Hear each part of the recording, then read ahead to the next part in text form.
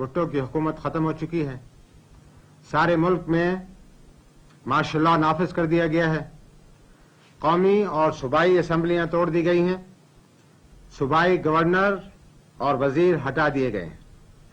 अलबत्ता आइन को मनसूख नहीं किया गया है। इसके बाद हिस्सों पर अमल दरामद रोक लिया गया है। अस्सलामुअलैकुम नाज़रीन, प्रोग्राम सज्जाद मीर के साथ मैं हूं सना रियाज। चूंकि मौजूदा एंकर जो इस प्रोग्राम की हैं वो गैर हाजिर है, मरियम खुर्शीद साहबा, जिसकी वजह से मुझे ये प्रोग्राम करना है। इसी के साथ नाज़रीन प्रोग्राम का आगाज करते हैं। सबसे पहले आपको बताएं कि 5 जुलाई का दिन मुल्क की सियासी तारीख में सबसे अहम दिन है। इस दिन ऐसा एक वाकया हुआ जिसने मुल्क की सियासत पर ऐसे गहरे असरात डाले जिसके असरात हम अभी तक महसूस कर सकते हैं। ज़ियाउल हक ने सियासत का तख्ता पलटा था और मार्शल लॉ लगा दिया था, जिसके बारे में बहुत सारी बातें हुई, बहुत सारी क्या साराइयाँ भी हुई, कुछ अच्छी बातें भी हुई, कुछ बुरी बातें भी हुई। इसी वाले से हम बात करेंगे सीनियर तजियाकार सज्जाद मीर साहब के साथ, जो हमारे साथ मौजूद हैं।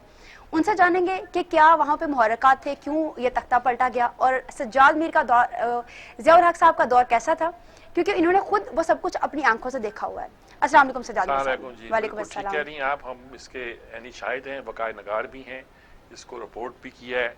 और उस ज़माने में मुझे ये भी सादत मिली है कि हमारे चूँकि एडिटर मजीब शामी और अल्ताफ़ हसन कुरैशी जेल चले गए थे, तो मैंने एडिटरी भी की है।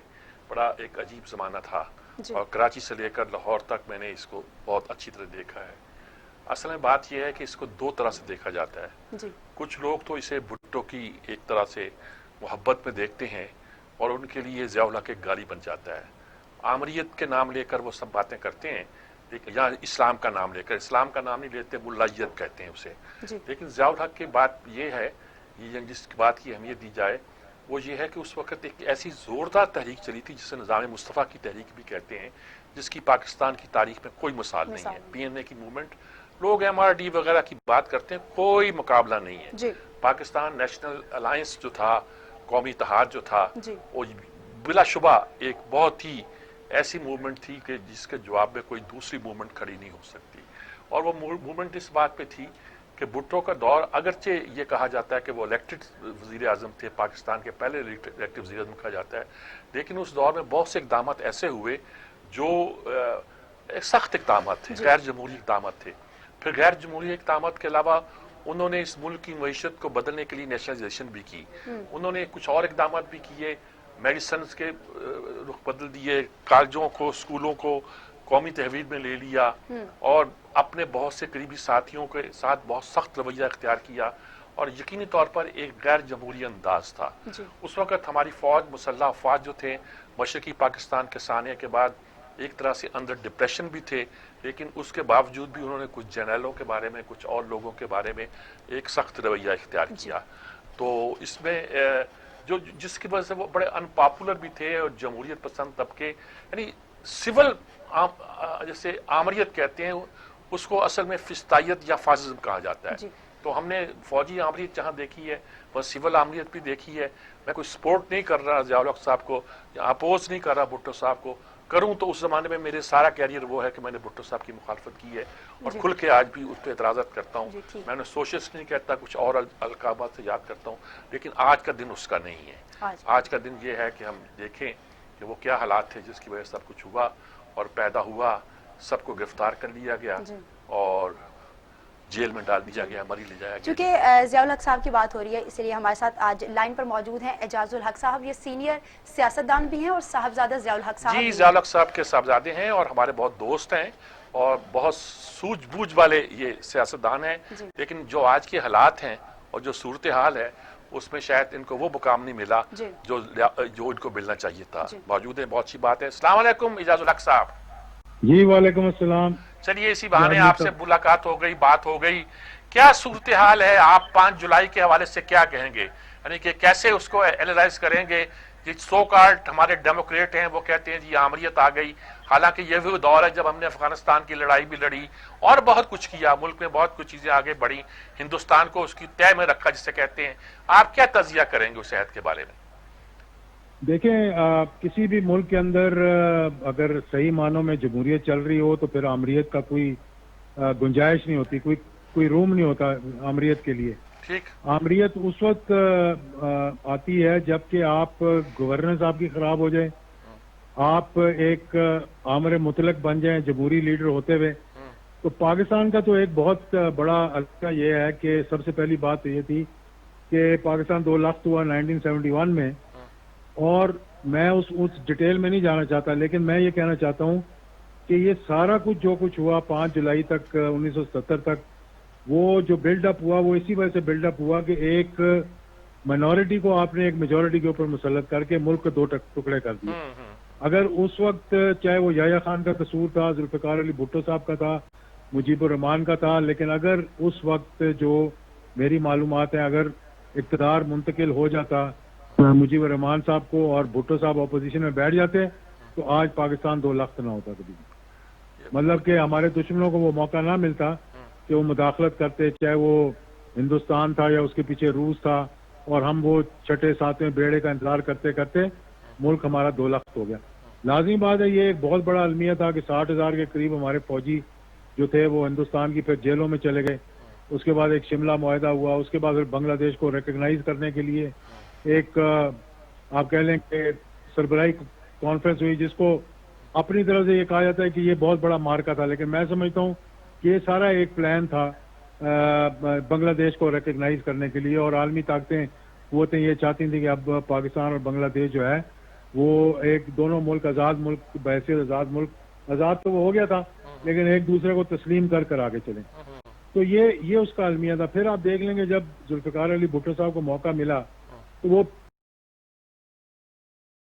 मार्शल एडमिनिस्ट्रेटर बनकर आए, उसके बाद जो उन्होंने आइन के अंदर 6 तरमीमें की वगैरह वगैरह। अब आपने पूछा कि 5 जुलाई को क्यों आया।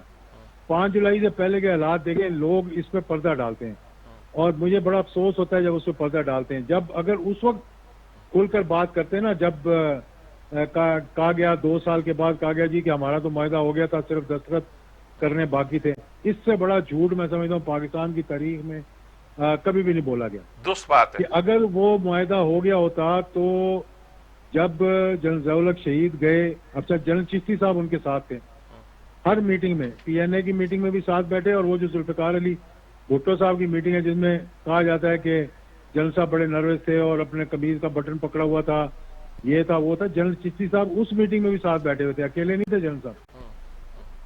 जनरल चिश्ती ने फिर बाद में ये बताया भी कि जी अगर वो मुआहदा हो गया होता तो क्यों नहीं वो PNA वाले सारे उस वक्त जिन्होंने वेलकम किया और हलवे बांटे, और पूरे मुल्क के अंदर आपने देखा कि सूजी जो है वो खत्म हो गई थी, तो उस वक्त वो कहते यार कि ज़िया-उल-हक साहब हमारा तो मुआहदा हो गया था और आपने ये कैसे मार्शल लॉ लगा दिया, हम तो सिर्फ दस्तखत करने वाले थे। तो वो उसी वक्त दस्तखत करवा के तो मुआहदा करवा के तो आगे चल पड़ते। उन्होंने तो कहा जी नारा लगा दिया कि पहले एहतसाब फिर इंतखाब, आपको मालूम होगा, और फिर सारी ऑपोजिशन जो है बाद में काबीना के अंदर बैठ गई आके। तो वो हालात जो बिल्डअप हुए, मैं ये जो बात लोगों को नहीं मालूम कि अफवाज पाकिस्तान ने मुतअद्दिद मरतबा जुल्फ़िकार अली भुट्टो साहब को ये बता दिया था कि आप मेहरबानी कर इस मसले का सियासी हल निकालें। आप अगर सियासी हल नहीं निकालेंगे तो फिर फौज मजबूर हो जाएगी मुदाखलत करने पर। ये 4 जुलाई को भी और उससे पहले भी ये खुद मेरे वालिद ने मुझे बताया कि भुट्टो साहब के पास जब इनकी फिर ऑपरेशन फेयर प्ले की तैयारी हुई, सारे कोर कमांडर्स आए हुए थे पिंडी, उनकी मीटिंग हुई, उन्होंने कहा जनाब कि ये इस वक्त मुल्क इस नहज पे पहुंच गया कि हमें एक स्टर्न स्टांस लेना पड़ेगा और हमें ये कन्वे करना पड़ेगा भुट्टो साहब को कि जनाब आप इस मसले का हल निकाल लें, ये हमारा काम नहीं है। हम आपके साथ आपकी ऑपोजिशन की मीटिंग में भी अफवाज पाकिस्तान के सरबराह आपके साथ बैठते रहे। दुनिया की तारीख में ये कहीं नहीं हुआ कि आप और ऑपोजिशन की मीटिंग्स हो रही हैं पॉलिटिकल और उसमें चीफ ऑफ आर्मी स्टाफ को आप अपने दाएं हाथ पर बैठाएं और ये कन्वे करें देखें फौज मेरे साथ खड़ी है। फिर चारों सर्विसेज चीफ से यानी चेयरमैन जॉइंट चीफ समेत सबसे बयानात दिलवाए, अखबारात की सुर्खी बनाया उन्होंने कि जनाब ये हम आईनी किरदार अदा करते हुए हम आईनी हुकूमत के साथ हैं। और उसके बाद 4 जुलाई को अमेरिकन एम्बेसी के अंदर जब वो नेशनल डे था अमेरिका का, तो भुट्टो साहब और ज़िया-उल-हक साहब 10 मिनट अकेले खड़े रहे। शायद उनको कन्वे किया था उनके मिलिट्री अटैची ने या एम्बेसडर ने कि हालात इस तरफ जा रहे हैं कि हमें लग रहा है कि मुमकिन तौर पर मार्शल लॉ लग जाएगा। फिर उन्होंने जनरल साहब से ये बात की कि भाई ये क्या बात मैं सुन रहा हूँ, तो उन्होंने कहा बिल्कुल आप ये सही सुन रहे हैं, इस मसले का आप हल निकालने की कोशिश करें। आपको पता है कि 4 जुलाई को भी पीएनए की मीटिंग हुई थी सुबह, ठीक। और बगैर किसी हतमी उसके नतीजे के वो खत्म हो गई। और फिर मुजीबुर रहमान शामी साहब का आप पढ़ लें, जो इस दफा जलसा आम उन्होंने लिखा, उन्होंने भी इस बात का जिक्र किया कि उनको कन्वे किया गया जी कि मामला अभी तय नहीं हुए हमारे। और फिर आप देखें कि जिस तरह से उन्होंने एफएसएफ बनाई और जो कुछ हुआ, जिस तरह से दिलाई कैंप बनाया गया, जिस तरह से असला बांटा जा रहा था, जिस तरह से अपने ओपोनेंट्स को अपना क्या नाम था इनका, अचकजई साहब के भाई को अपना प्रोफेसर नजीर शहीद किए गए। इधर लियाकत बाग में जनाब आपने एफएसएफ ने ये रहीम को ज़दोकोप किया गया। कितने मतलब कि आप ले लें अपना अमीर जमात इस्लामी मियां तुफैल साहब के साथ क्या कुछ किया गया। फिर सहाफियों को ले लें आप, जो कहते हैं ना ये कि जमहूरियत के अंदर जी ये एक पिलर है, जमहूरियत का जो स्टेट का एक पिलर है जो मीडिया है, उस मीडिया के क्या हालात किए गए थे आप बताएं। ठीक बात ठीक कह रहे हैं जी, हमने पूरा वो दौर बीता है हम पर, हमने देखा है उसे और भुगता है। बहुत शुक्रिया आपका याजुल हक साहब, आपने बहुत कंसाइज अंदाज में सारी बात बहुत तफसील के साथ कह दी है। बहुत बहुत शुक्रिया आपका। देखिए इन्होंने पूरी कहानी बताई।